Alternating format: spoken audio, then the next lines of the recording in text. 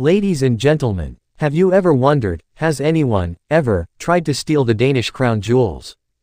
Imagine it for a second. A dark night in Copenhagen, a glittering vault beneath a royal castle, and jewels worth millions, untouched for centuries. It sounds like the perfect setup for a royal heist, doesn't it? Well, here's the truth, in more than 350 years, no one has ever successfully stolen Denmark's crown jewels. And tonight, I'm going to tell you why. Let's start at the heart of the story, Rosenborg Castle. It's a fairy-tale fortress right in the middle of Copenhagen. But beneath its beautiful halls lies something much more serious, a fortified vault known as the Schatzkammer, or treasury. That's where the Danish crown jewels are kept, and have been, for centuries. Now, these jewels aren't just museum pieces locked away forever.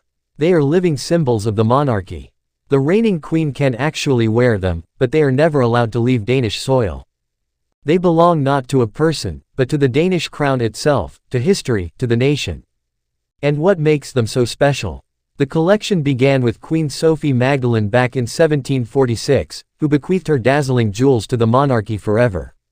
Inside those vaults, you'll find spectacular crowns, scepters, and orbs, all shimmering under the glass, surrounded by silent alarms and steel.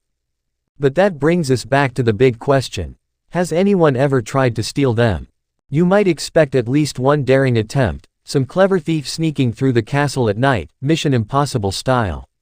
But surprisingly, no such heist has ever succeeded. There have been moments of panic, of course. Visitors have accidentally triggered alarms. One unlucky tourist was even locked inside the vault when the doors automatically sealed for the night. Guards rushed in, alarms blared, but not a single gem was touched. These stories, rather than proving weakness, actually show how tight security is at Rosenborg. Every case is reinforced. Every movement is watched. If anything seems off, the whole treasury goes into lockdown within seconds. Now, let's put this in perspective. Across Europe, other countries haven't been quite so lucky. In England, for example, back in 1671, a man named Colonel Thomas Blood tried to steal the crown jewels right out of the Tower of London. He nearly got away with it before being caught, and in an incredible twist, he was actually pardoned by King Charles II. Then, more recently, in Sweden in 2018, two thieves smashed into a cathedral, grabbed royal crowns and an orb, and escaped by motorboat in broad daylight. That's how bold these crimes can be. But Denmark's jewels have remained completely untouched. So why has no one ever stolen them?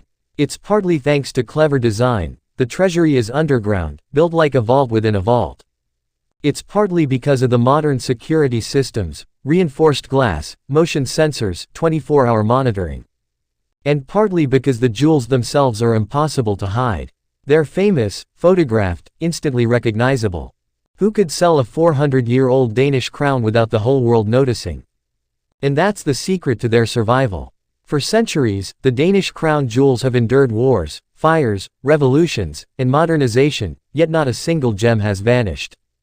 So next time you visit Copenhagen and step into the cool, dim treasury of Rosenborg Castle, take a moment to look around. Those sparkling jewels behind the glass aren't just treasures, they're survivors.